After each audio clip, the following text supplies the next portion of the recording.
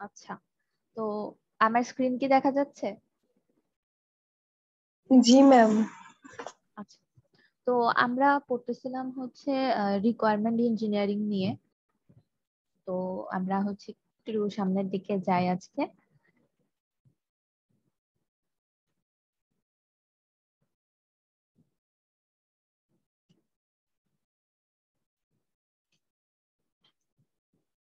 আচ্ছা,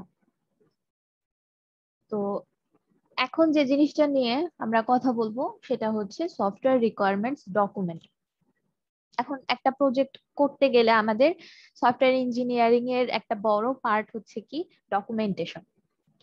যে প্রত্যেকটা স্টেপেরই আমি কিভাবে করতেছি না করতেছি, দেন বিভিন্ন অ্যাডিশনাল যে ইনফরমেশন গুলো আছে সব হচ্ছে ডকুমেন্ট করে রাখা, সেটা হচ্ছে সফটওয়্যার রিকোয়ারমেন্ট ডকুমেন্টেশন। তো এখানে দেখি আমরা কি বলছে। The software requirements document is the official statement of what is required of the system developers. আচ্ছা, তো এইটা হচ্ছে একটা অফিসিয়াল স্টেটমেন্ট, এটা হচ্ছে একটা অফিসিয়াল ডকুমেন্ট যেটা আর কি আমাদেরকে বলে দিবে যে আমাদের যারা সিস্টেম ডেভেলপার যারা আছে তাদেরকে কি কি করতে হবে, কি কি করতে হবে এবং তাদের রিকোয়ারমেন্ট কি কি। মানে আমি যদি ইউজার রিকোয়ারমেন্টই ধরি তাহলে কি করতে হবে, আমার ডেভেলপারের ওই ইউজার রিকোয়ারমেন্ট গুলোকে ফুলফিল করার জন্য আমার সিস্টেমটা বানাতে হবে। আর আমি যদি সিস্টেম রিকোয়ারমেন্টই ধরি তাহলে এই জিনিসটা হচ্ছে মোর ডিটেইলে আছে যে এই ফিচারটা বানাতে হবে, এর মধ্যে এই ফিচারটা বানানোর জন্য আমার কি কি কনস্ট্রেন্ট আছে বা কি কি রিকোয়ারমেন্ট আছে, যেমন একটা ফিচারকে বিভিন্ন মডিউলে ভাগ করে নেওয়া, দেন কিভাবে কোন মডিউল থেকে কোন মডিউলে হচ্ছে আমি ডেটাকে সেন্ড করব, বা এই টাইপের যে রিকোয়ারমেন্ট গুলো আছে। তো সিস্টেম রিকোয়ারমেন্ট যেটা আমরা দেখে আসছি সেই সবকিছুই হচ্ছে গিয়ে ডেভেলপারের জন্য আর কি একটা জিনিস ডেভেলপ করার জন্য প্রয়োজন। সো ডেভেলপাররা এই রিকোয়ারমেন্ট গুলো কোথায় পাবে, পাবে হচ্ছে রিকোয়ারমেন্ট ডকুমেন্টস এর মধ্যে, যেখানে ইউজার রিকোয়ারমেন্ট আর সিস্টেম রিকোয়ারমেন্ট দুইটাই কি থাকে, একসাথে ইনক্লুড করা থাকে। আচ্ছা, তো should include both a definition of user requirements and the specification of the system requirements. তো যেটা আমি বললাম যে রিকোয়ারমেন্ট বলতে আমরা দু ধরনের রিকোয়ারমেন্ট বুঝি, একটা হচ্ছে ইউজার রিকোয়ারমেন্ট আর একটা হচ্ছে সিস্টেম রিকোয়ারমেন্ট। তো যখন একটা ডেভেলপার তার প্রজেক্টকে ডেভেলপ করতে যাবে তাকে এই দুইটাই জানা লাগবে। তো ইউজার রিকোয়ারমেন্ট দেখে সে বুঝবে অ্যাকচুয়ালি আমার অ্যাবস্ট্রাক্ট ওয়েতে বুঝবে যে এটার আমি যে প্রোডাক্টটা তৈরি করবে এটার ফিচার কি কি হবে। আর সিস্টেম রিকোয়ারমেন্ট দেখে সে এটা বুঝবে যে এটা যখন আমি ইমপ্লিমেন্ট করতে যাব একটা ফিচার, তখন আমাকে আর কি কি জিনিস মাথায় রাখতে হবে বা আমার কি কি জিনিস করা দরকার। তো ইউজারের সিস্টেম রিকোয়ারমেন্ট নিয়ে আমরা আগের ক্লাসে অনেক কিছু দেখে আসছি, তো এটা নিয়ে আর আমরা বাড়তি কথা বলবো না। এরপরে যেটা দেখবো সেটা হচ্ছে it is not a design document, as far as possible it should set of what the system should do rather than how it should do. তো অবশ্যই সিস্টেম রিকোয়ারমেন্টে আমাকে বলে দেওয়া হয় যে সিস্টেমটা কি কি করতে পারবে, সিস্টেমটা কিভাবে করতে পারবে, সিস্টেমটার ডিজাইন কি হবে, সেটা কিন্তু না, সিস্টেমটা কি কি করতে পারবে সেটাই জাস্ট রিকোয়ারমেন্টে থাকে। তো এই জন্যই বলছে যে রিকোয়ারমেন্ট ডকুমেন্ট কোনো ডিজাইন ডকুমেন্ট না, এর মধ্যে থাকবে যে সিস্টেম কি কি করতে পারে, এটা থাকবে না যে সিস্টেম কিভাবে এটা করবে। মানে কি কি করবে বাট অ্যাকচুয়ালি কিভাবে করবে সেটা তো আমরা কোডিং পার্টে গিয়ে দেখি বা ডিজাইন পার্টে গিয়ে দেখি, তো ওইটা এখানে আসবে না। এরপরে এখানে দেখেন বলছে যে অ্যাজাইল মেথডস এন্ড রিকোয়ারমেন্টস। তো অ্যাজাইল মেথডে রিকোয়ারমেন্টটা কিভাবে কাজ করে। তো এখন আমরা তো অ্যাজাইল মেথড পড়ে আসছি, তো কেউ একজন আমাকে একটু বলেন যে অ্যাজাইল মেথড বলতে কি বুঝি আমরা।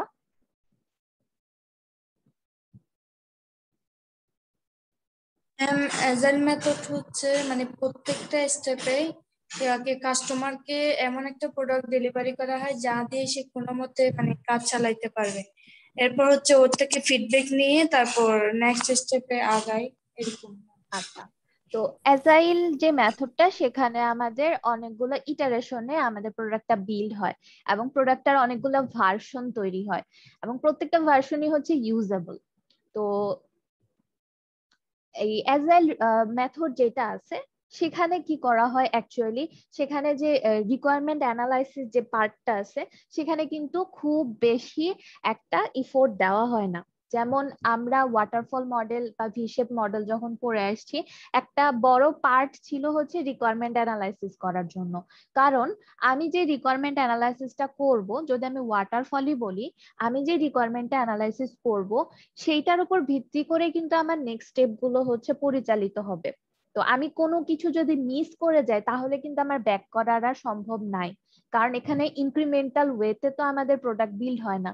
প্রোডাক্ট হচ্ছে একবারই বিল্ড হবে, একদম ফাইনাল প্রোডাক্টটাই বিল্ড হবে। সো এই জন্য হচ্ছে রিকোয়ারমেন্টের ফেজের উপরে, এই ডকুমেন্টেশনের উপরে কি করা হয়, প্ল্যান ড্রিভেন যে মডেলগুলো আছে সেগুলোতে হচ্ছে খুব বেশি ইফোর্ট দেওয়া হয়।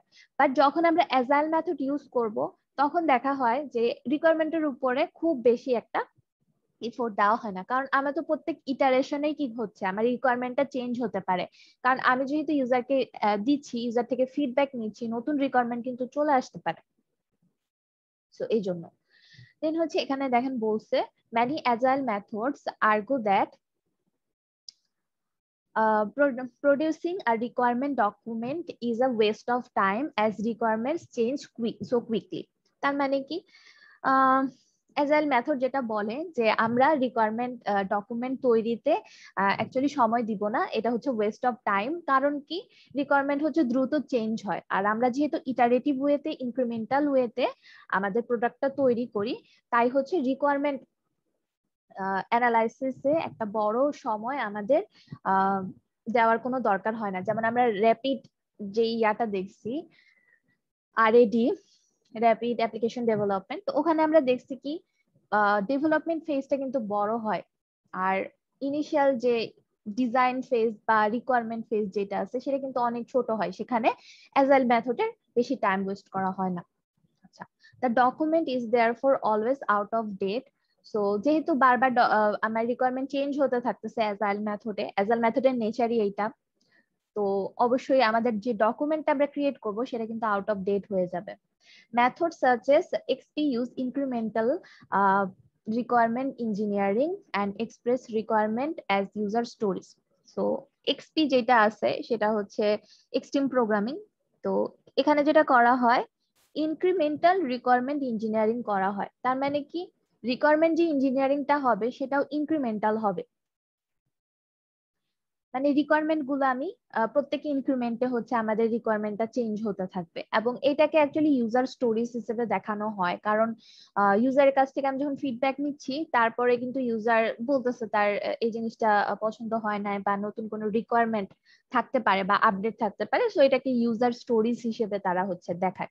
তো this is practical for business systems but problematic for system that requires a lot of pre delivery analysis. তো এই ইনক্রিমেন্টাল যে ইঞ্জিনিয়ারিংটা আছে, রিকোয়ারমেন্ট ইঞ্জিনিয়ারিং, সো এটা হচ্ছে বিজনেস সিস্টেম যেগুলো আছে সেগুলোর জন্য তো প্র্যাকটিক্যাল, বাট যেসব প্রোডাক্টের হচ্ছে অনেক প্রি ডেলিভারি অ্যানালাইসিস করতে হয়, যেমন ক্রিটিক্যাল সিস্টেম, আমাদের বারবার টেস্ট করে দেখতে হয় যে জিনিসটা ঠিক আছে কিনা, তো সেখানে হচ্ছে আমার এই ইনক্রিমেন্টাল রিকোয়ারমেন্ট ইঞ্জিনিয়ারিংটা কিন্তু ভালো কাজ করে না।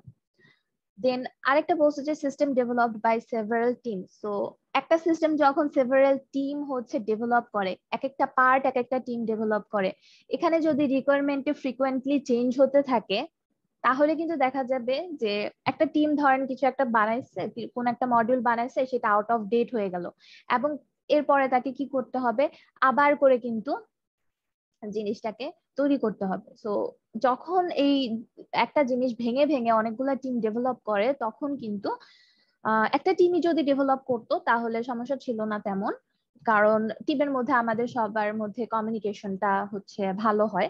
বাট যখন এই জিনিসটা অনেকগুলা টিম ভাগ করে নিবে কাজটা, ধরেন অনেক বড় প্রজেক্ট, তো সেই ক্ষেত্রে হচ্ছে আমাদের ইনক্রিমেন্টাল যে যেটা আছে, রিকোয়ারমেন্ট যেটা আছে, সেটা কিন্তু প্রবলেমেটিক হয়ে দাঁড়ায়। আচ্ছা, তো তো এখন বলছে আমার যে রিকোয়ারমেন্ট ডকুমেন্টটা আছে, তো এইটার ইউজার কারা কারা, কারা কারা এই ডকুমেন্টটা পড়বে বা ইউজ করবে। তো ফার্স্টে যেটা বলা হয়েছে সিস্টেম কাস্টমার। কাস্টমার বলতে কি আমাদের ক্লায়েন্ট। তো তারা কি করে, স্পেসিফাই দ্য রিকোয়ারমেন্টস, তারা হচ্ছে রিকোয়ারমেন্ট স্পেসিফাই করে দেয় এবং read them to check that they meet their needs. তো এরপর চেক করে যে এই রিকোয়ারমেন্ট গুলো হচ্ছে তাদের নিডকে ফুলফিল করে কিনা। Customer specify changes to the requirements, এবং রিকোয়ারমেন্ট যদি তাদের মনে হয় যে ফুলফিল করে না, তাহলে তারা কি করে দিবে, বলবে যে এই এই জায়গাটায় চেঞ্জ আনা লাগবে। দেন আরেক ধরনের ইউজার আছে, তারা হচ্ছে ম্যানেজার। ম্যানেজার যে কাজটা করে, use the requirements document to plan a bid for the system and to plan the system development process. So manager যারা আছে, ধরেন রিকোয়ারমেন্ট ডকুমেন্টটা ইউজ করে, ধরেন আমার ব্যাংকিং সিস্টেমের জন্য কোন একটা সফটওয়্যার লাগলো বা আমার কোম্পানির জন্য কোন একটা সফটওয়্যার লাগলো। সো আমি এই রিকোয়ারমেন্ট ডকুমেন্ট গুলো হচ্ছে দিয়ে আমার, মানে ধরেন একটা কোম্পানি হচ্ছে বিড করছে, মানে অনেকগুলো সফটওয়্যার কোম্পানির কাছে হচ্ছে বলছে যে আমার এই ধরনের সফটওয়্যার দরকার, আমাকে তৈরি করে দাও। তখন তারা কি করবে, তারা হচ্ছে এই রিকোয়ারমেন্ট, যে আমাদের যে ম্যানেজার আছে সফটওয়্যার কোম্পানির, সো তারা কি করবে, এই রিকোয়ারমেন্ট ডকুমেন্ট দিয়েই হচ্ছে তারা কি করবে, সিস্টেমটার জন্য এই কন্ট্রাক্টটা পাওয়ার জন্য একটা বিড করবে। সো বিড কিভাবে করে, এটা হচ্ছে আমরা আগের ক্লাসে দেখে আসছি। সো বিড করবে and to plan the system development process, এবং সিস্টেম ডেভেলপমেন্ট প্রসেসটা কিভাবে হবে সেটাও কিন্তু প্ল্যান করে। এরপর সিস্টেম ইঞ্জিনিয়ার্স। তো ইঞ্জিনিয়াররা কি করবে, জিনিসটা ডেভেলপ করবে। সো তারা এই রিকোয়ারমেন্টটা ইউজ করে, use the requirement to understand what system is to be develop. তো যারা ডেভেলপ করবে তারা এই রিকোয়ারমেন্ট গুলোকে অ্যানালাইসিস করে অ্যাকচুয়ালি বুঝতে পারে যে তাদের অ্যাকচুয়ালি কি ডেভেলপ করতে হবে। এরপরে হচ্ছে সিস্টেম টেস্ট ইঞ্জিনিয়ার। তো টেস্ট ইঞ্জিনিয়াররা কি করে, অ্যাকচুয়ালি কোয়ালিটিটা চেক করে যে আমার যে সফটওয়্যার আছে সেটার ঠিকঠাক মতো চলতেছে কিনা বা কোনো ইরর আছে কিনা। তো তারাও কি করবে, অ্যাকচুয়ালি রিকোয়ারমেন্টটা দেখবে, রিকোয়ারমেন্ট কি কি ছিল, সেসব রিকোয়ারমেন্ট ফুলফিল করতেছে কিনা, কোনো রিকোয়ারমেন্টে কোনো গ্যাপ আছে কিনা। সো তারাও কিন্তু এই রিকোয়ারমেন্ট ডকুমেন্টটা তাদেরও লাগবে, তারাও ইউজ করবে। তারা কি জন্য ইউজ করবে, use the requirements to develop validation test for the system. তো সিস্টেমের জন্য কি কি টেস্ট থাকবে, কি কি, ওগুলার হচ্ছে ভ্যালিডেশনটা দেখবে, ভ্যালিডেশন করার জন্য টেস্ট কেস ধরেন তৈরি করবে। সো ওটাও রিকোয়ারমেন্ট থেকে হেল্প নিয়ে দেখবে।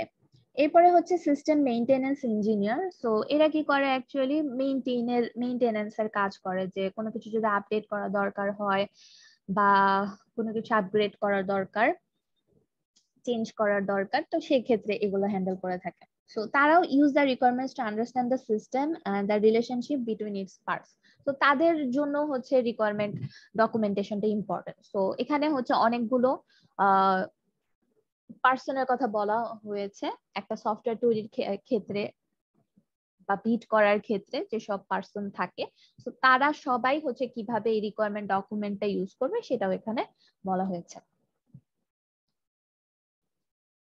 আচ্ছা, এরপরে দেখেন বলছে যে রিকোয়ারমেন্টস ডকুমেন্ট ভ্যারিয়েবিলিটি।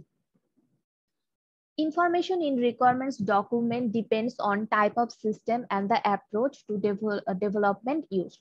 So রিকোয়ারমেন্ট ডকুমেন্টটা হচ্ছে আমি কি ধরনের জিনিস সফটওয়্যার তৈরি করতেছি, আমি কোন সিস্টেমে তৈরি করতেছি, আর আমার ডেভেলপমেন্ট অ্যাপ্রোচটা কি হবে, তো সেটার উপর ভিত্তি করে কিন্তু রিকোয়ারমেন্টের যে ইনফরমেশন গুলো আছে সেগুলো হচ্ছে ভ্যারি করে। এরপর system developed incrementally will typically have less detail in the requirement document. So যেটা আমি বললাম এজাইল মেথড যদি আমরা দেখি, তো সেখানে ইনক্রিমেন্টালি হচ্ছে আমাদের সফটওয়্যারটাকে তৈরি করা হয়। তো যার কারণে রিকোয়ারমেন্ট ডকুমেন্টে লেস ডিটেলস থাকে, কারণ তারা রিকোয়ারমেন্ট ডকুমেন্ট বানানোটাকে ওয়েস্ট অফ টাইম মনে করে। এরপরে হচ্ছে requirement documentation standard have been designed, that is IEEE standard. So requirement ডকুমেন্টটা কি রকম ভাবে সাজানো হবে, কি কি জিনিস থাকবে ওখানে, কি কি পার্ট থাকবে, সেটার জন্য একটা IEEE স্ট্যান্ডার্ড আছে। These are mostly applicable to the requirements for large system engineering project. So এই যে ফ্রেমওয়ার্কটা আছে IEEE যে স্ট্যান্ডার্ডটা, সেটা হচ্ছে অনেক লার্জ ইঞ্জিনিয়ারিং প্রজেক্টের জন্য হচ্ছে অ্যাপ্লিকেবল। এরপরে দেখেন IEEE এর যে ইয়াটা আছে আর কি, স্ট্যান্ডার্ডটা আছে, তো ওইটার একটা স্ট্রাকচার হচ্ছে আমাকে দেওয়া আছে। তো আমি যদি দেখি যে রিকোয়ারমেন্ট ডকুমেন্টের স্ট্রাকচারটা কেমন হবে, তেমন ফার্স্টে আছে হচ্ছে এখানে চ্যাপ্টার, আর চ্যাপ্টারের মধ্যে কি ডেসক্রিপশন থাকবে সেটা। তো ফার্স্টে আছে প্রিফেস। তো প্রিফেসের মধ্যে কি থাকবে, this should define expected readership to the document and describe its version history including rationale for creation of a new version and summary of changes made in the each version. So প্রিফেসে একটা summary type, ধরেন আমার সফটওয়্যারটা যদি অনেকগুলো version তৈরি করা হয়, তো প্রত্যেক ভার্সনে আমার সফটওয়্যারটা কি ছিল, ঠিক আছে, আমি ভার্সন কেন চেঞ্জ করতেছি, দেন কি কি চেঞ্জ আনতেছি আমি এই ভার্সনে, এগুলো সবকিছু হচ্ছে এই প্রিফেসের মধ্যে থাকে। আরেকটা জিনিস থাকে সেটা হচ্ছে এক্সপেক্টেড রিডারশিপ। তো ফার্স্টে লিখে দেওয়া থাকে এই যে ডকুমেন্টটা আছে এটা রিডার কারা হতে পারবে, কারা কারা এটাকে রিড করতে পারবে। সো এরপরে হচ্ছে ইন্ট্রোডাকশন ফেজে কি লেখা থাকে দেখেন, this should describe the need for the system. It should briefly describe the system's function and explain how it will work with other system. It should also describe how the system fits into overall business or strategic objectives, the organization commissioning the software. So introduction এ যেমন আমরা report লিখি, রিপোর্টের first আমরা কি project নিয়ে কাজ করতেছি সেটার একটা হালকা ওভারভিউ কিন্তু দিয়ে দিই। সো ওইটাই হচ্ছে এখানে যেমন থাকবে। এরপরে দেখেন একটা পার্ট আছে হচ্ছে গ্লোসারি। গ্লোসারি বলতে কি বোঝাচ্ছে এখানে, this should define the technical terms used in the document. So এমন কিছু জিনিস আছে আমার সফটওয়্যার বানানোর ক্ষেত্রে কিছু টেকনিক্যাল টার্ম ইউজ করা হয় যেগুলা সাধারণ ইউজার যারা আছে তারা পড়ে কিন্তু বুঝবে না। আচ্ছা, এরকম একটা টেকনিক্যাল টার্মের নাম বলতে পারবেন কেউ, যেটা হচ্ছে আমরা সফটওয়্যার ইঞ্জিনিয়ার যারা আছি তারা বুঝি বাট নর্মাল মানুষজন বুঝবে না?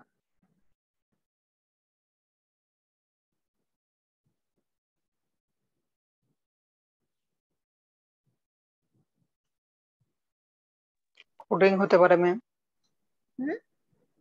কোডিং হতে পারে সফটওয়্যার। আর কেউ কিছু বলবেন? মানে যেই টার্মটা আমি বললে আমার ইউজাররা বুঝবে না, টার্মটা বুঝবে না, তাকে বুঝায় বলতে হবে আমাকে, ভাষায়, সাধারণ ভাষায় বুঝায় বলতে হবে।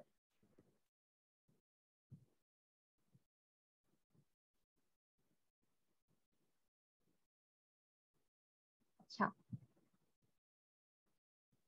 তৌহিদুল ইসলাম।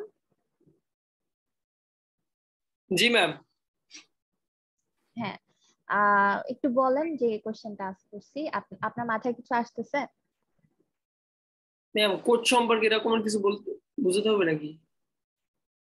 না মানে আমি বলতেছি যে ধরেন একটা রিকোয়ারমেন্ট ডকুমেন্ট আপনার আছে, আপনার প্রজেক্টের জন্য একটা ডকুমেন্ট আছে, ইউজাররা পড়তেছে, হ্যাঁ, এখন এখানে একটা টেকনিক্যাল টার্ম আছে যেটা আমরা ইঞ্জিনিয়াররা সহজেই বুঝতে পারি বাট ইউজার সেটা বুঝতেছে না। এরকম একটা টেকনিক্যাল টার্মের উদাহরণ দিতে পারবেন? ম্যাম এরকমের মাথায় আসতেছে না ম্যাম। আচ্ছা ঠিক আছে, ধরেন আমরা যদি ধরেন ডকুমেন্টের মধ্যে কোথাও লিখলাম যে ইনিশিয়াল প্রোটোটাইপিং বানাতে হবে, এটা একটা রিকোয়ারমেন্ট, ঠিক আছে, সিস্টেম রিকোয়ারমেন্ট, ধরেন যে এটার একটা প্রোটোটাইপিং বানাতে হবে। প্রোটোটাইপিং এই কথাটা আমরা ইঞ্জিনিয়ার যারা আছি তারা তো ইজিলি বুঝতে পারবো প্রোটোটাইপিং কি জিনিস, বাট আমার যে ইউজার আছে তারা কি এই প্রোটোটাইপিং কি জিনিস এই জিনিসটা বুঝতে পারবে? না ম্যাম। তো এইখানে গ্লোসারিতে কি কি জিনিস থাকবে, this should define the technical terms used in the document, you should not make assumption about the experience or expertise of the reader. তো আমি ধরে নিব না যে আমি যাই লিখবো টেকনিক্যাল টার্ম আমার ইউজার বা রিডার যে আছে সবই বুঝতে পারবে, সো আমাকে একটু এক্সপ্লেন করে দিতে হবে এই গ্লোসারি সেকশনে।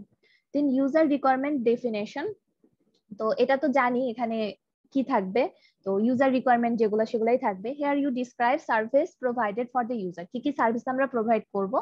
The non functional system requirement should also be described in this section.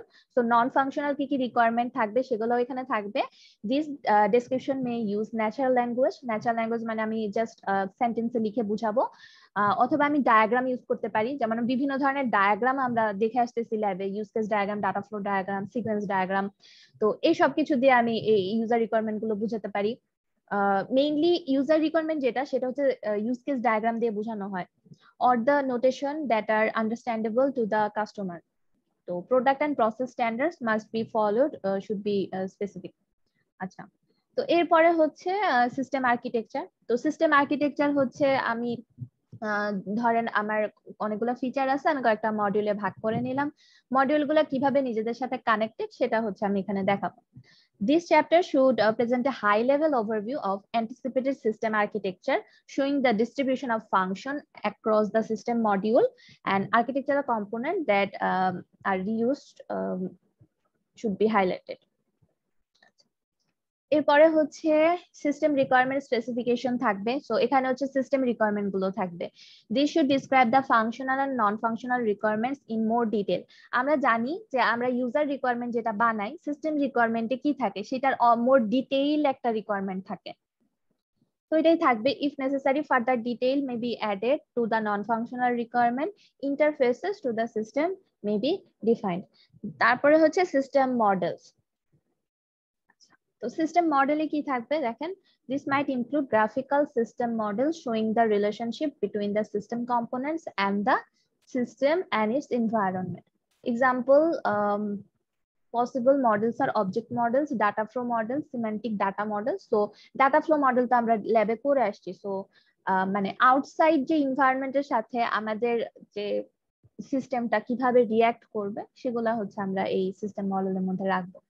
এরপরে হচ্ছে সিস্টেম ইভলিউশন। ইভলিউশন মানে হচ্ছে বিবর্তন, চেঞ্জ হওয়া। This should describe the fundamental assumption on which the system is based and any anticipated changes due to the hardware evolution, changing the user needs and so on.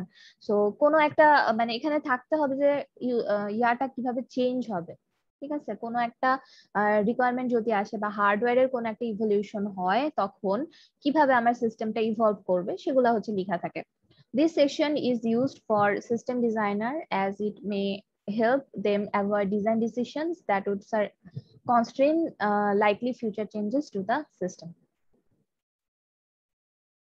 তো এখানে এমন কিছু জিনিস থাকবে যে ফিউচারে এই জিনিস চেঞ্জ হতে পারে, এটা দেখে যারা ডিজাইনার আছে তারা ওভাবে অ্যাকচুয়ালি সিস্টেমটা ডিজাইন করবে যাতে এইসব জিনিস যদি ফিউচারে ঘটে তাহলে যাতে আমরা ইজিলি হচ্ছে ডিজাইনটাকে ওইভাবে চেঞ্জ করে ফেলতে পারি। Then appendix, এখানে কি থাকবে actually, they should provide detailed and specific information that is related to the application being developed. For example, hardware and database description. So appendix এর মধ্যে actually আমার কি কি হার্ডওয়্যার লাগবে, কি কি ডেটাবেস লাগবে, দেন এই সব কিছু হচ্ছে appendix এর মধ্যে থাকবে। Then index নামে একটা চ্যাপ্টার আছে। So several indexes to the document may be included as well as normal alphabetical index.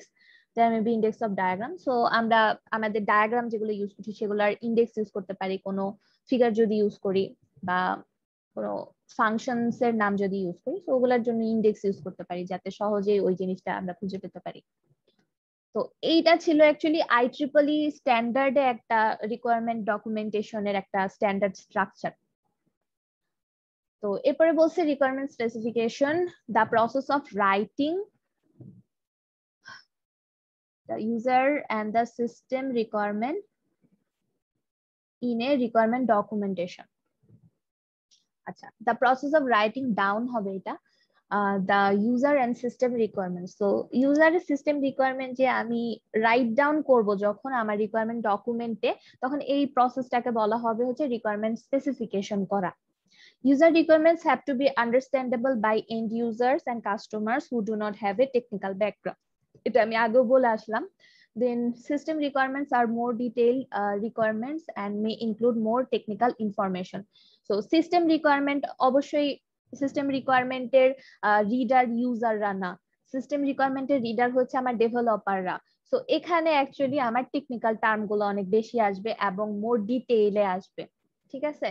R user রিকোয়ারমেন্টের যে পার্টটা থাকবে সেখানে এত ডিটেইলে আমি লিখবো না, যাতে উপর থেকে একটা ওভারভিউ পায় আমার ইউজার, কারণ ইউজার কিন্তু এত ডিটেইল ডিজাইন বা রিকোয়ারমেন্ট ডিজাইন এইসব কিন্তু বুঝবে না। The requirements may be a part of a contract for the system development. So requirement হচ্ছে সিস্টেমটাকে ডেভেলপ করার জন্য একটা কন্ট্রাক্টের একটা পার্ট হিসেবে কাজ করে, যেটা আমরা আগে দেখছি যে বিডিং যেটা আমরা দেখছি, ঠিক আছে। ফার্স্টে যে কোম্পানি বিড করবে মানে তার লাগবে সার্ভিস, সে কিন্তু তার রিকোয়ারমেন্ট গুলো অ্যাকচুয়ালি বলে দেয়, সেই রিকোয়ারমেন্টের উপর ভিত্তি করে কিন্তু বিভিন্ন সফটওয়্যার কোম্পানি বিড করে। এরপরে বলছে ways of writing system requirement specification. So এখন হচ্ছে আমরা দেখব কিভাবে সিস্টেম রিকোয়ারমেন্ট, ইউজার রিকোয়ারমেন্ট না, সিস্টেম রিকোয়ারমেন্ট হচ্ছে লেখা যায়। তো এই জন্য হচ্ছে বিভিন্ন নোটেশন আছে আর বিভিন্ন নোটেশনের বিভিন্ন ডেসক্রিপশন আছে। তো ফার্স্টে আমরা যেটা দেখতেছি সেটা হচ্ছে ন্যাচারাল ল্যাঙ্গুয়েজ। তো ন্যাচারাল ল্যাঙ্গুয়েজ বলতে কি বোঝায়, যে আমরা জাস্ট সেন্টেন্সে লিখে দিব, ঠিক আছে। আমরা এখানে দেখেন যা requirements are written using numbered sentence in natural language. Each sentence should express one requirement. So আমরা just normally একটা সেন্টেন্সে লিখে দিব।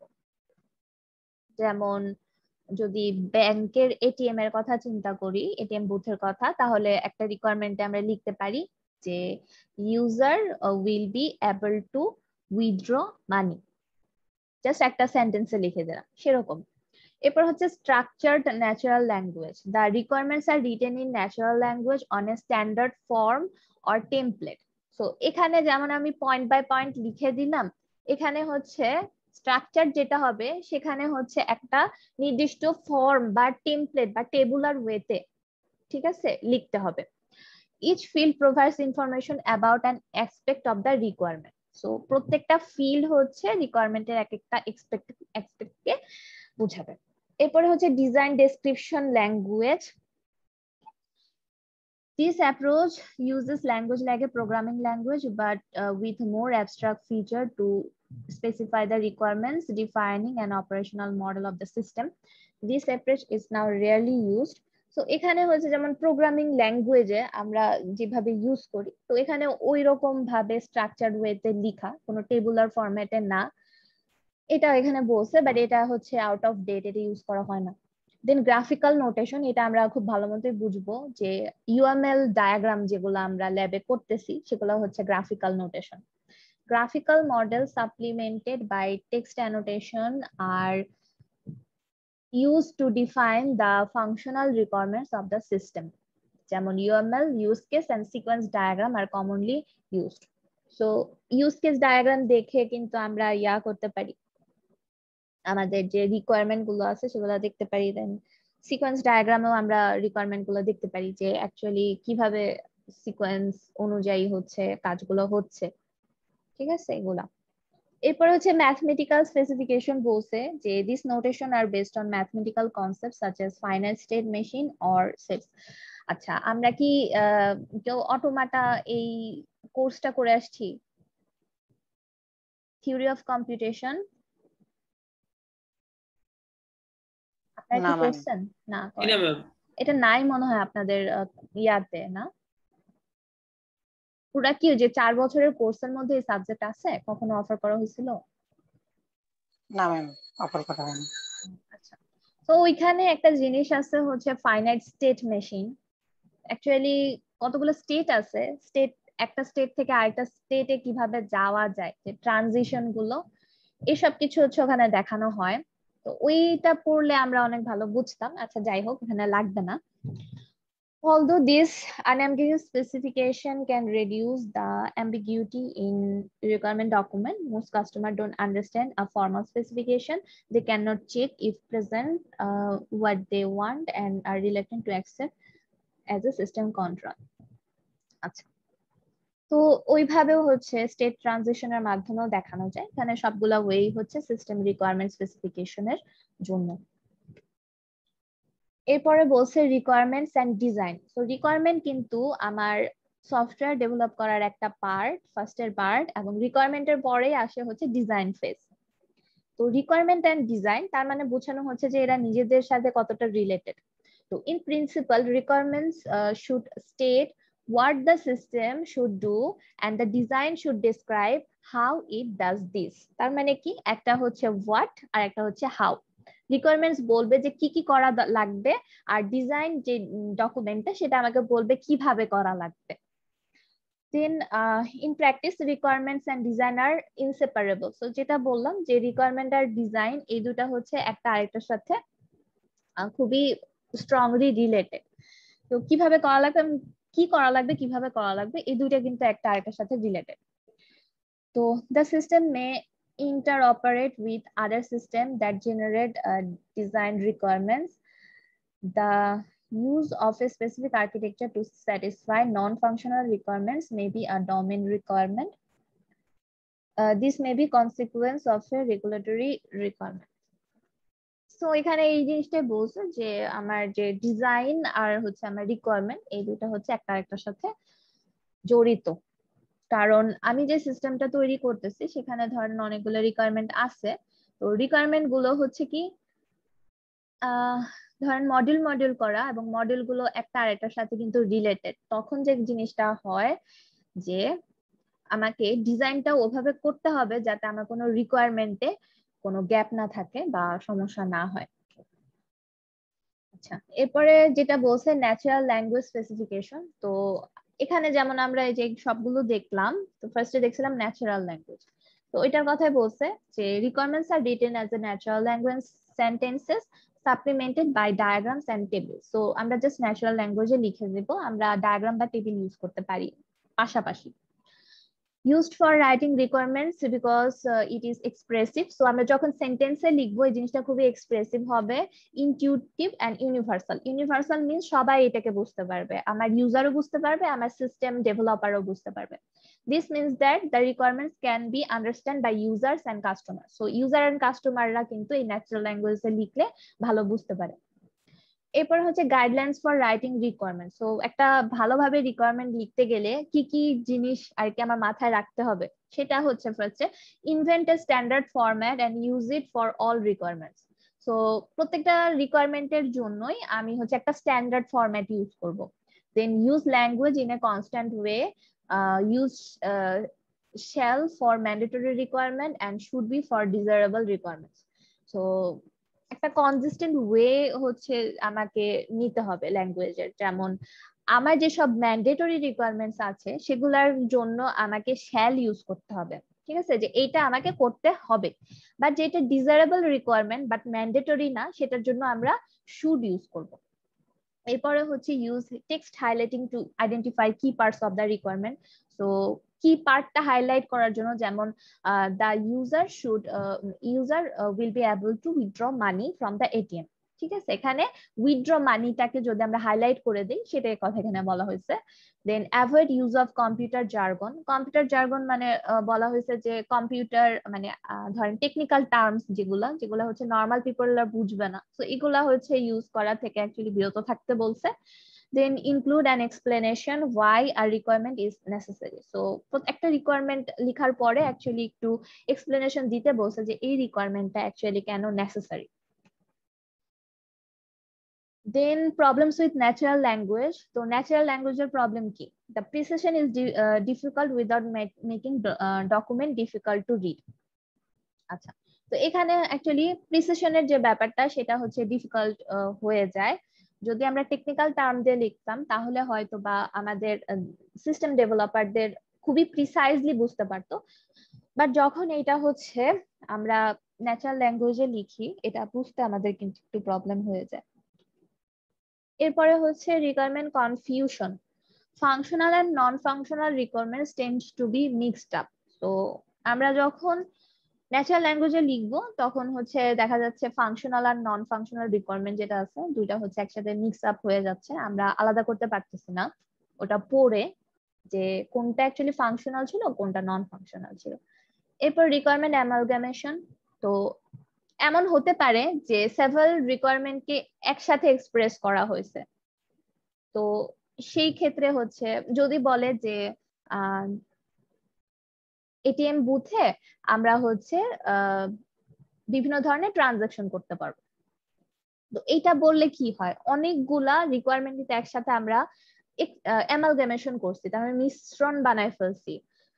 যেমন আমি উইথড্র করতে পারবো, আমি পিন চেঞ্জ করতে পারবো, আমি ধরেন এক ইয়া থেকে আরেক অ্যাকাউন্টে পাঠাইতে পারবো, ট্রান্সফার করতে পারবো, এই সব কিছু কিন্তু আমি জাস্ট এক ট্রানজাকশনের আন্ডারে নিয়ে চলে আসছি। এখন কোনো একটা ধরেন পিন চেঞ্জ করতে পারবো, এই রিকোয়ারমেন্টটা যদি আমার সিস্টেম ডেভেলপার নাই ইয়া করতে পারে, এখান থেকে বের করতে পারে, কারণ আমি ওইভাবে স্পেসিফিক্যালি বলি নাই। সো ন্যাচারাল ল্যাঙ্গুয়েজের এরকম সমস্যা আছে। আচ্ছা, so example requirement for insulin pump software system. So insulin পাম্পের যে এইটা আমরা ফার্স্ট চ্যাপ্টারে দেখছিলাম যে ব্লাড সুগার মাপবে, সো ওইটার রিকোয়ারমেন্ট কেমন হতে পারে এটা এখানে দেখানো আছে, তা এটা একটু পড়ে নিবেন আপনারা। এরপরে হচ্ছে স্ট্রাকচার্ড স্পেসিফিকেশন। তো স্পেসিফিকেশন কি কিভাবে স্ট্রাকচার্ড ওয়েতে লেখা যায়, এর জন্য বলছে an approach to writing requirements where the freedom of requirements writer is limited. So এমন একটা আমরা স্ট্রাকচার্ড ওয়ে ফলো করব যেখানে আমরা যা ইচ্ছা খুশি যেভাবে খুশি লিখতে পারি না, একটা ফরম্যাট ফলো করা হবে। And the requirements are written in a standard way. This works well for some types of requirements, example for embedded control system, but sometimes too rigid writing business system requirements. So business system requirement হচ্ছে আমরা এভাবে যদি structured ওয়েতে লিখি এটা আমাদের জন্য better হবে না, কারণ এখানে হচ্ছে বিজনেস অ্যানালাইসিস এর মধ্যে হচ্ছে আমাদেরকে হচ্ছে ফ্রিডম দিতে হবে অ্যাকচুয়ালি লেখার জন্য। বাট এখানে যে আছে যে এমবেডেড কন্ট্রোল সিস্টেম, তার মানে সফটওয়্যার রিলেটেড যে বিষয়গুলো আছে সেগুলোকে আমরা স্ট্রাকচার্ড ওয়েতে লিখলে এটা কিন্তু আমার ডেভেলপারদের বুঝতে অনেক সুবিধা হবে। এরপরে বলছে ফর্ম বেস স্পেসিফিকেশন। তো ফর্ম বেস স্পেসিফিকেশন হচ্ছে একটা স্ট্রাকচার্ড আর কি, এই যে স্ট্রাকচার স্পেসিফিকেশন আমরা দেখলাম তার মধ্যে একটা হচ্ছে ফর্ম বেস স্পেসিফিকেশন। তো এখানে কি কি পার্ট থাকবে এটা বলা হয়েছে। ফার্স্টে হচ্ছে definition of the function or entity, তার মানে একটা ফিচার, ঠিক আছে। এরপরে হচ্ছে description of inputs and where they come from, কোথা থেকে ইনপুটটা আসবে, কি ইনপুট আসবে। Description of output and where they go to, আমার এই ফাংশনের আউটপুট কি হবে, আউটপুটটা কোথায় যাবে। এরপরে হচ্ছে information about the information needed for the computation and other entities used. তো কোনো কিছু ইনফরমেশন যদি আমার এখানে দেওয়ার দরকার থাকে যেটা হচ্ছে কম্পিউটেশন বা আদার এন্টিটি ইউজ করবে সেই ইনফরমেশনটা থাকবে। Description of the action to be taken, so আমি যে আউটপুটটা পাইলাম এরপরে আমার কি অ্যাকশন নিতে হবে সেটা কিন্তু এখানে কিন্তু বলা থাকবে।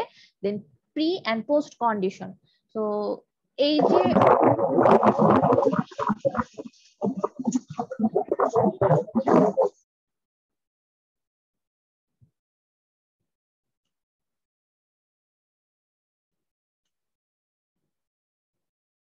আচ্ছা, এরপরে হচ্ছে প্রি এন্ড পোস্ট কন্ডিশন। যদি আমার কোনো আগে পরে কোনো কোনো কন্ডিশন থাকে সেগুলো এখানে থাকবে। Are the side effects of the function, তো এই ফাংশনে যদি কোনো সাইড ইফেক্ট থাকে সেটা থাকবে। তো আমরা একটা এক্সাম্পল দেখি। তো ইনসুলিন পাম্পের ক্ষেত্রেই একটা হচ্ছে ফর্ম বেসড স্পেসিফিকেশন যেটা দেখানো হয়েছে। যেমন ফার্স্টে কি বলছিলাম, ফাংশনের নাম থাকবে। তো ফাংশন কি, compute insulin dose, save sugar level. তো ফার্স্টে হচ্ছে ইনসুলিন ডোজ কতটুকু দিব আমি, আর সুগার লেভেল কতটুকু আছে সেটা হচ্ছে আমার বের করাটা আমার ফাংশন। দেন এটা ডেসক্রিপশন আর কি বলবে যে computes the dose of insulin to be delivered when the current measured sugar level is in the safe zone between 3 to 7 units. So এটা হচ্ছে ডেসক্রিপশন বললো। এই ফাংশনের ডেসক্রিপশন, ফাংশন কি করবে। দেন ইনপুট কি, ইনপুট হচ্ছে কারেন্ট সুগার রিডিং আর previous two sugar reading, এই দুটা হচ্ছে আমার ইনপুট। আর সোর্স কি, সোর্স হচ্ছে current sugar reading from sensors, other readings from memory. এগুলো হচ্ছে সোর্স, ইনপুটটা কোত্থেকে আসবে। কারেন্ট যে সুগার রিডিং সেটা তো আমার সেন্সর থেকে আসবে, আর অন্যগুলা হচ্ছে আমার মেমোরিতে সেভ করা আছে। সো এটা ইনপুট, এটা হচ্ছে কোত্থেকে আসবে। দেন আমার আউটপুট কি, আউটপুট হচ্ছে এগুলার রিডিং এর উপর ভিত্তি করে আমি কত ডোজ দিব সেটা ঠিক করব। আর ডেস্টিনেশন কি, ডেস্টিনেশন হচ্ছে আমার যে মেইন যে কন্ট্রোল যে জিনিসটা থাকবে, যেখানে হচ্ছে অ্যাকচুয়ালি ইনসুলিন পাম্প করে অ্যাকচুয়ালি রোগীর শরীরে পুশ করা হবে, সেখানে অ্যাকচুয়ালি এই আউটপুটটা যাবে যে কতটুকু দেওয়া লাগবে। এরপরে অ্যাকশন যদি অ্যাকশন যে ধরেন আমি এই সুগার লেভেল পাইছি, আগের সুগার লেভেল গুলো এত এত ছিল, তো এরকম অবস্থায় আমাকে যে ডোজটা অ্যাকচুয়ালি করছে, এরপর আমার অ্যাকশনটা কি থাকবে। তো এখানে বলে দিছে যে কি কি অ্যাকশন হবে আর কি, এটা একটু পড়ে নিবেন, পড়লেই বোঝা যাবে। আচ্ছা, এরপরে হচ্ছে requirements two previous reading that the rate of change of sugar level can be compute. So এখানে রিকোয়ারমেন্ট কি কি হবে এই কাজটা করার জন্য, সেটা বলছে যে আমার আগের দুইটার ইয়াটা লাগবে। Precondition: the insulin reservoir contains at least the maximum allowed single dose of insulin.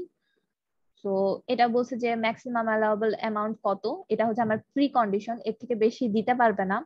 এরপর পোস্ট কন্ডিশন বলছে যে R0 is replaced by R1 and R1 is replaced by R2। তার মানে কি, তার মানে হচ্ছে আমি তো আমার মেমোরিতে দুইটা রিডিংস রেখে দিচ্ছি, একটা হচ্ছে এই সময় যেটা আছে তার আগে দুইটা টাইমে কি ছিল, সো এখন তো ওই জিনিসটা চেঞ্জ হয়ে গেল, এখন তো নতুন একটা রিডিং পাইছি, দেন নতুন রিডিং দিয়ে কি করতে হবে, আগের রিডিংটাকে রিপ্লেস করে দিতে হবে। সো এটা হচ্ছে পোস্ট কন্ডিশন। সো এরপরে বলছে সাইড ইফেক্ট, এখানে কোনো সাইড ইফেক্ট নাই। তো এইভাবে হচ্ছে আমরা ফর্ম আকারে হচ্ছে কিন্তু স্পেসিফিকেশনটা লিখতে পারি, এটাকে বলা হয় স্ট্রাকচার্ড স্পেসিফিকেশন। এরপরে হচ্ছে আমরা তো ফর্ম আকারে দেখলাম, এরপর আমরা টেবিল হিসেবেও দেখতে পারি। তো use to supplement natural language, তারপরে particularly useful when you have to define a number of possible alternative courses of action। তো আমার যদি অ্যাকশন গুলো মানে অনেকগুলো অ্যাকশন থাকে, ঠিক আছে, একটা আউটপুটের জন্য যদি আমার অনেকগুলো অ্যাকশন থাকে, তো সেক্ষেত্রে আমার টেবুলার স্পেসিফিকেশনটা খুব বেশি ইম্পর্টেন্ট, যদি আমার অনেকগুলো পসিবল অ্যাকশন থাকে একটা সিঙ্গেল আউটপুটের জন্য বা রেজাল্টের জন্য।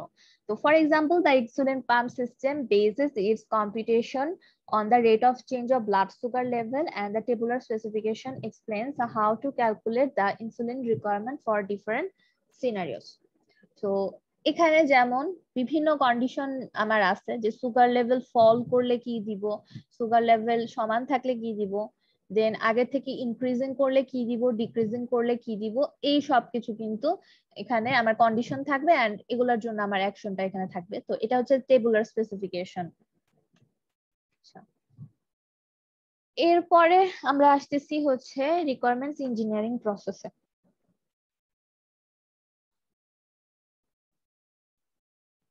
The process says used for requirement engineering vary widely depending on the application domain, the people involved, and the organization developing the requirements।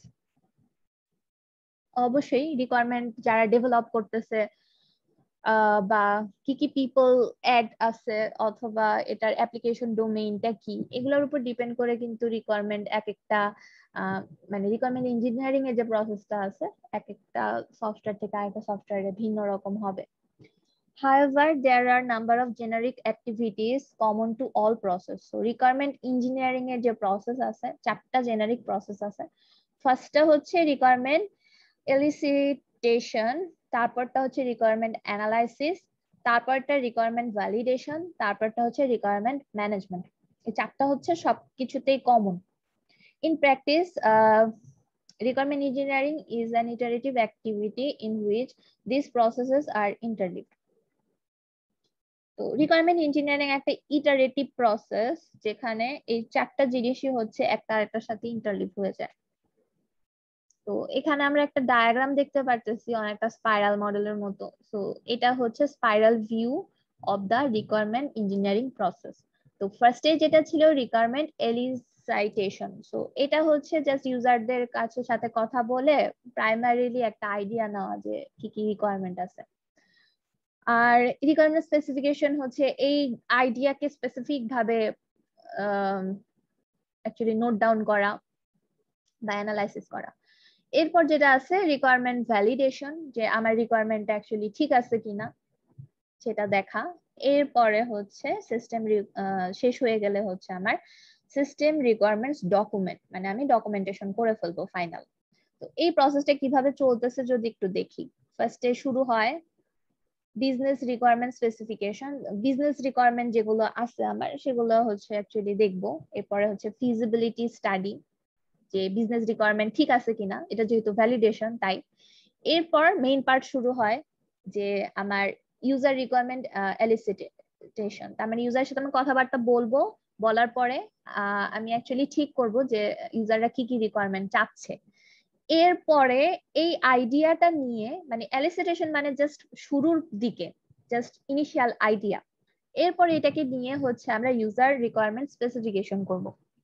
ইউজারের যে রিকোয়ারমেন্ট গুলো আছে এগুলাকে হচ্ছে স্পেসিফিক ভাবে আমরা নোট ডাউন করব। এরপরে যেটা আছে সেটা হচ্ছে ধরেন রিকোয়ারমেন্ট ভ্যালিডেশন পার্টে যেটা আছে প্রোটোটাইপিং, এটার উপর ভিত্তি করে আমরা একটা প্রোটোটাইপিং করব। এরপরে রিকোয়ারমেন্ট এলিসিটেশনে যেটা আসে সিস্টেম রিকোয়ারমেন্ট এলিসিটেশন, ইউজারের জন্য রিকোয়ারমেন্টের জন্য যেমন ছিল সিস্টেম রিকোয়ারমেন্টের জন্য তেমন থাকবে। এরপরে হচ্ছে system requirement specification and modelling. So এখান থেকে আমাদের আবার সিস্টেম রিকোয়ারমেন্টকে স্পেসিফিক ভাবে নোট ডাউন করতে হবে।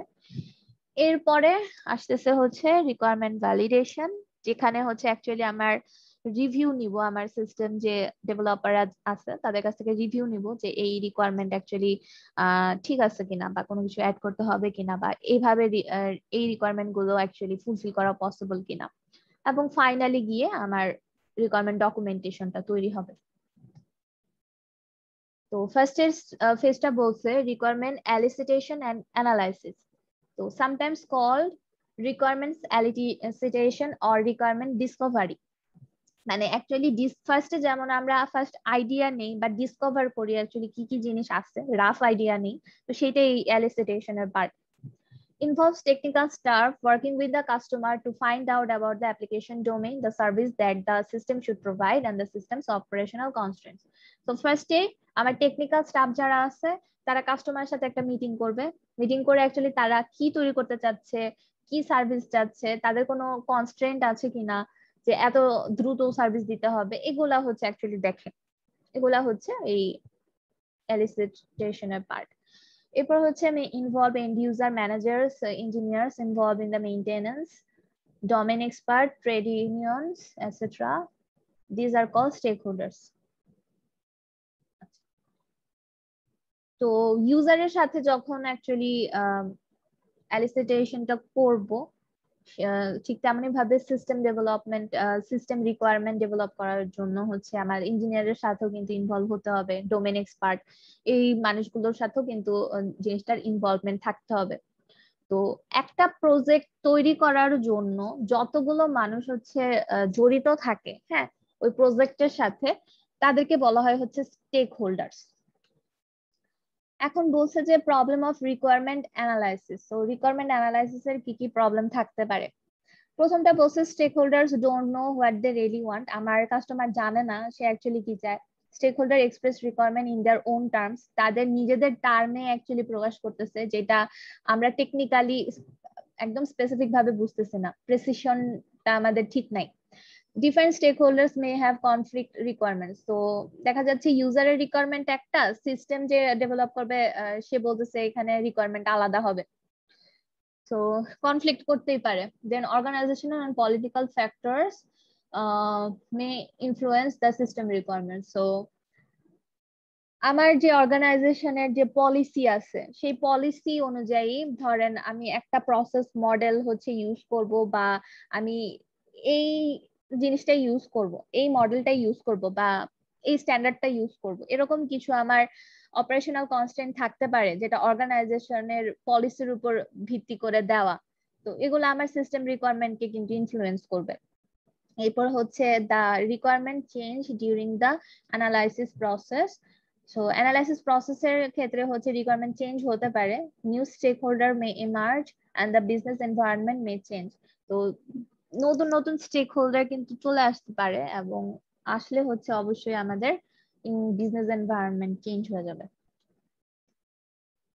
এরপরে রিকোয়ারমেন্ট অ্যানালাইসিস।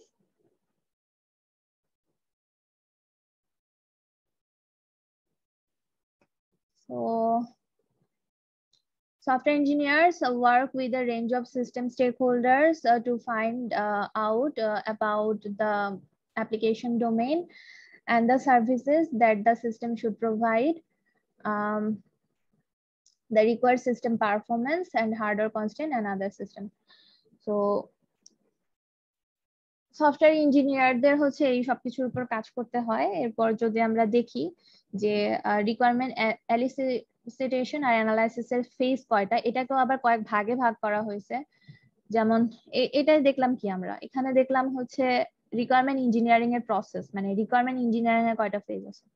আর এখানে এসে দেখলাম হচ্ছে আমার এটার ফেজ কয়টা আছে, রিকোয়ারমেন্ট এলিসিটেশন এন্ড অ্যানালাইসিস, এটার আবার কয়েকটা ফেজ আছে, যেমন requirement discovery, requirement classification and organisation, requirement prioritisation and negotiation, আর হচ্ছে রিকোয়ারমেন্ট স্পেসিফিকেশন। আচ্ছা, এরপর যদি দেখি যে the requirements elicitation and analysis process. তো ফার্স্টে হচ্ছে রিকোয়ারমেন্ট ডিসকভারি, এরপরে হচ্ছে রিকোয়ারমেন্ট, এটাই দেখাইছে যে এই চারটা হচ্ছে এইভাবে চলে। তো এখন হচ্ছে প্রত্যেকটা সাবজেক্ট প্রসেস আমরা দেখলাম, এগুলোর অ্যাক্টিভিটি কি এটা বলছে। যেমন requirement Discovery, interacting with stakeholders to discover their requirements. Domain requirements are also discovered at this stage. Requirements classification and organization, groups related requirements and organizes them into coherent clusters. আচ্ছা, তো ফার্স্টে হচ্ছে stake হোল্ডারদের সাথে কথাবার্তা বলে কি কি রিকোয়ারমেন্ট আছে সেগুলো ডিসকভার করা হয়। এরপরে হচ্ছে সেম টাইপের রিকোয়ারমেন্টকে একসাথে হচ্ছে গ্রুপ করা হয়। এরপর যেটা বলছে সেটা হচ্ছে প্রায়োরিটাইজ করা, যে অ্যাকচুয়ালি আমার যে সব রিকোয়ারমেন্ট আছে এগুলোর মধ্যে কোন রিকোয়ারমেন্ট গুলোর প্রায়োরিটি সবচেয়ে বেশি সেটা খুঁজে বের করা, আবার কোনো দুটো রিকোয়ারমেন্টের মধ্যে যদি কনফ্লিক্ট থাকে সেটা খুঁজে বের করা। এরপরে হচ্ছে requirement specification, requirements are documented and input the next round of the spiral. তো এরপরে যেটা করা হয় রিকোয়ারমেন্ট স্পেসিফাই করা হয়। তো রিকোয়ারমেন্ট এলিসিটেশনের ক্ষেত্রে কি কি প্রবলেম থাকে, এই চ্যাপ্টারটা হচ্ছে প্রচুর থিওরিটিক্যাল জিনিসপত্র। তো এখানে দেখেন, এখানে হচ্ছে stakeholders don't know what they really want, আবার ওই একই স্লাইড চলে আসছে। আচ্ছা, যাই হোক আমরা স্কিপ করি। তো এখানে এতক্ষণ আমরা যে জিনিসগুলো পড়লাম সেগুলোরই হচ্ছে কি পয়েন্ট হিসেবে বলে দেওয়া আছে, এগুলো একটু নিজেরা পড়ে নেবেন। আচ্ছা,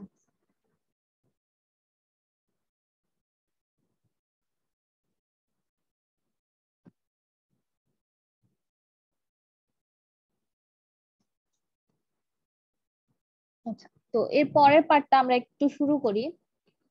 তো রিকোয়ারমেন্ট এলিসিটেশনের পরে ছিল হচ্ছে রিকোয়ারমেন্ট ডিসকভারি, রিকোয়ারমেন্ট ডিসকভার করা।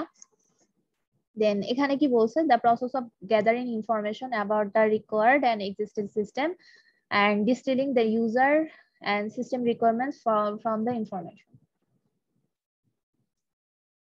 তো আমি যে ইয়াগুলো গেদার করছি সেখান থেকে অ্যাকচুয়ালি ডিস্টিল করা মানে ছেঁকে আনা বা পৃথক করা, সেটা হচ্ছে user and system requirement. Then interaction with the system stakeholders from manager to external regulators. System normally have a range of stakeholders. আচ্ছা, এখন স্টেক হোল্ডার্স বলতে স্টেক হোল্ডার্স কারা? তো আমরা যদি হসপিটাল ম্যানেজমেন্ট সিস্টেমের একটা স্টেক হোল্ডার কারা সেই জিনিসটা যদি দেখি, তাহলে আমরা দেখব যে পেশেন্ট যারা আছে তারা একটা স্টেক হোল্ডার, ডক্টর যারা আছে তারাও ওই সিস্টেমটা ইউজ করবে, সিস্টেম যারা যারা ইউজ করবে তারা সবাই আমার স্টেক হোল্ডার, নার্স যারা আছে তারা ইউজ করবে, দেন মেডিকেল রিসেপশনিস্ট যারা আছে তারা ইউজ করবে, দেন আইটি স্টাফ যারা আছে তারা ইউজ করবে। তো এখানে অ্যাকচুয়ালি এই জিনিসটা পড়লে আমরা বুঝতে পারবো যে স্টেক হোল্ডার বলতে অ্যাকচুয়ালি আমরা কি বুঝি।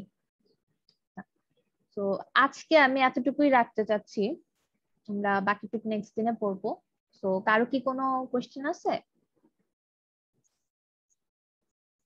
আচ্ছা, না থাকলে আমি একটু রেকর্ডিং অফ করে দিই।